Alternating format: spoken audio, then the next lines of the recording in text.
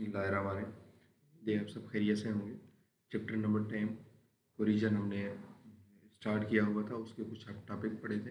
अब उसके बाद है कौन से मेटल हम सिलेक्ट करते हैं, कौन से हमने मेटल सिलेक्ट करने होते हैं कोरिजन से बचने के लिए। तो उस टॉपिक को हम आज कवर करेंगे फर्स्ट ऑफ ऑल। उसके बाद नेक्स्ट टॉपिक है हमारे पास method of corrosion prevention control. अब कौन सा मेथड हम इस्तेमाल करके हम कोरिजन से बच सकते हैं। 5 main techniques are use to limiting corrosion rates particular level. 5 जो मेन टेक्निक हैं उनका हम इस्तेमाल करके हम कोरिजन की लिमिट को हम कंट्रोल कर सकते हैं एक प्रैक्टिकल लेवल पे। एक है बाय मेटल सिलेक्शन। मेटल को जब हमने सेलेक्ट करना है तो मेटल कौन सा हमने इस्तेमाल करना है तो उसको हम ध्यान में रखना है। By using protective coating. अब उस मेटल के ऊपर कौन सी हमने कोटिंग इस्तेमाल करनी है, कौन सी प्रोटेक्टिव कोटिंग हमने इस्तेमाल करनी है, उसका हमने ख्याल रख रहे हैं। अलाय प्रोटेक्शन। अलाय प्रोटेक्शन का हमने यूज़ करना है। Chemical corrosion inhibitors. और जो केमिकल रिएक्शन की वजह से जो किसी मेटल पे कोरिजन हो रही है तो उसका हमने ध्यान रखना है। By metal selection, metal surface is picking a metal that is resistant to a particular corrosive environment and also meet other requirements such as cost and mechanical properties of the metal. जो metal का जो surface होता है वो क्या करता है, resist करता है। किसको रेजिस्ट करता है? Coercive environment. कोरेसिव इन्वायरमेंट क्या हो सकता है? आपकी ऑक्सीजन हो सकती है, आपकी एटमॉस्फेयर हो सकती है, मॉइस्चर हो सकता है। उसकी वजह से क्या होती है, उस मेटल के ऊपर कोरेसिव उस मेटल के ऊपर रेजिस्ट उस मेटल के ऊपर कोरिजन होती है। तो कुछ मेटल ऐसे होते हैं, उनकी सरफेस ऐसी होती है कि वो क्या करते हैं, वो रेजिस्ट करते हैं इस कोरेसिव इन्वायरमेंट से। And also meet other requirements such as cost and mechanical properties of metal. फिर हमने क्या करना है, मेटल की सिलेक्शन के वक्त हमने हमने मैकेनिकल कॉस्ट भी उसकी देखनी है, हमने उसकी प्रॉपर्टीज़ भी देखनी है उस मेटल की, जिस मेटल की हमें रिक्वायरमेंट है। उसके बाद है by using protective coating. Coating is most widely use method for controlling corrosion. अब कोटिंग जो होता है एक ऐसा प्रोसेस है, ऐसा मेथड है जिसको हम इस्तेमाल करते हैं कोरिजन में। किस लिए? कोरिजन को कंट्रोल करने के लिए। To protect a metal surface from corrosion, the contact between the metal and the corrosive environment is cut out. जब हम कोटिंग का इस्तेमाल करते हैं तो मेटल के सरफेस और कोरेसिव इन्वायरमेंट के दरमियान जो ये गैप होता है उसको ये कट ऑफ कर देता है coating. This is done by the coating the surface of the metal which is continuous, no porous materials insert to corrosive atmosphere। जब ये हम कोटिंग करते हैं किसी भी मेटल के सरफेस पे ऊपर, तो ना ही वो पोरस मेटल मटेरियल होता है, हम उसके ऊपर कोरेसिव इंसर्ट करते हैं। Such as coating is refers to a surface coating और प्रोटेक्टिव कोटिंग। जो कोटिंग होती है किसी भी मेटल के ऊपर वो प्रोटेक्टिव कोटिंग होती है। In addition to protective action, such coating also decorated effect to reduce wear and tier.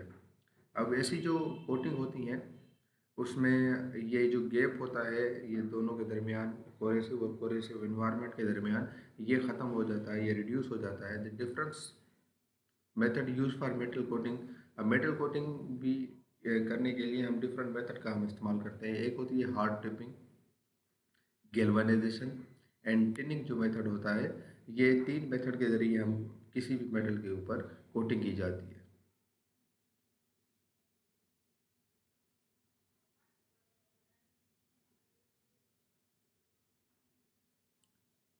उसके बाद एक cathodic protection. In the process of corrosion, there is a flow of DC current electrons from the surface being attacked.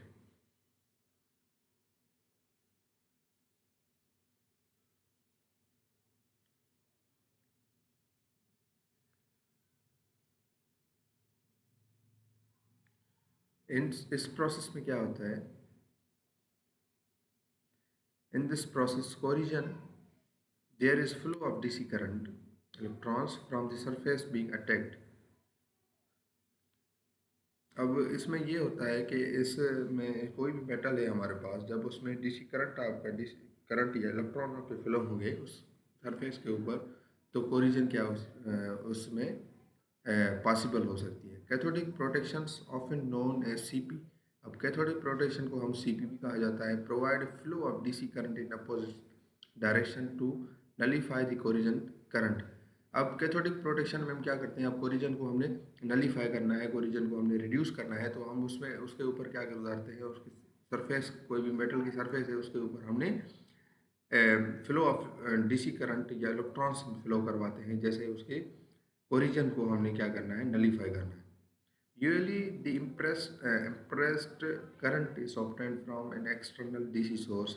अब ये जो current हमें मिल रहा है, DC current जो या इलेक्ट्रॉन्स हमारे फ्लो हो रहे हैं उससे मेटल के सरफेस के ऊपर, ये हमें कहाँ से मिलता है, ये हमें डीसी सोर्स से मिलता है, क्योंकि डीसी सोर्स हमने इस्तेमाल करनी है, डीसी करंट हमने इस्तेमाल करना है। The rate of the corrosion is greatly reduce to protect metals for 10 to 20 years और मोर। इस मेथड से हम सीपी की मेथड के ज़रिए हम किसी भी मेटल की लाइफ को हम इंक्रीज कर सकते हैं या उसे कोरिजन से रिमूव कर सकते हैं 10 से 20 साल।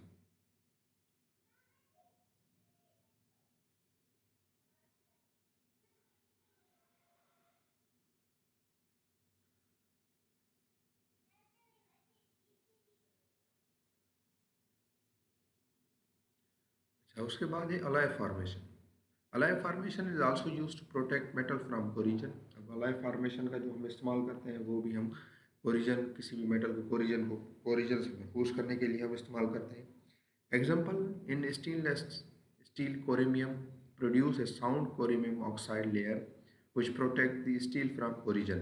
अब जिस तरह से स्टेनलेस स्टील है, स्टेनलेस स्टील कोरिमियम है, उस पर हम क्या करवाते हैं, प्रोड्यूस करवाते हैं साउंड कोरियम ऑक्साइड, साउंड कोरियम ऑक्साइड की जो लेयर उसके ऊपर आ जाती है, जिससे वो कोरिजन से वो स्टील महफूज हो जाता है। उसके बाद है chemical corrosion inhibitors. These are solid, liquid and gas compound. ये क्या होते हैं, सॉलिड भी होते हैं फॉर्म में, लिक्विड भी होते हैं एंड गैस कंपाउंड्स होते हैं।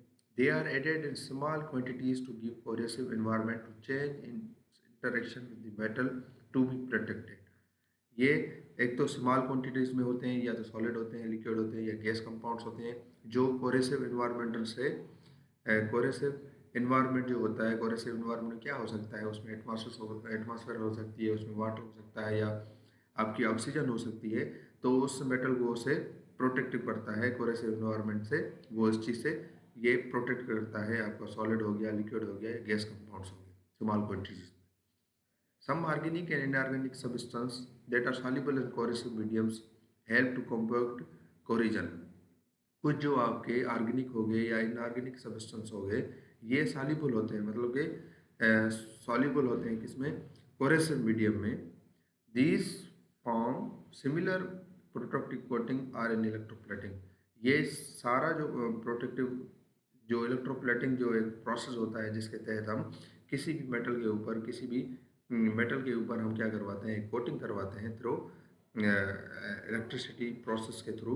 तो ये भी इसी तरह से सिमिलर होता है, जिस तरह से हमने इलेक्ट्रोप्लेटिंग प्रोसेस में हम प्लेटिंग करते हैं किसी भी मेटल के ऊपर। Example, phosphor and borides of transitions metal protect emeries and urea etc।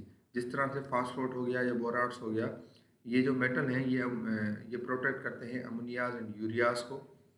Help to protect basic metals from the corrosion.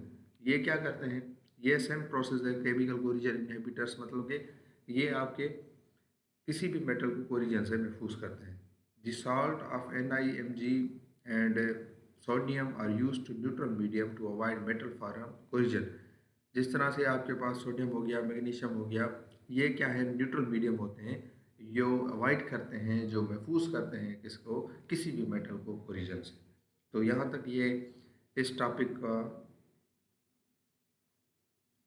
ये लास्ट टॉपिक, ये इस जो चैप्टर ओरिजिन का ये लास्ट टॉपिक था। यहाँ तक कोई बात समझ नहीं आई हो तो मुझसे पूछ सकते हैं। Thank you so much.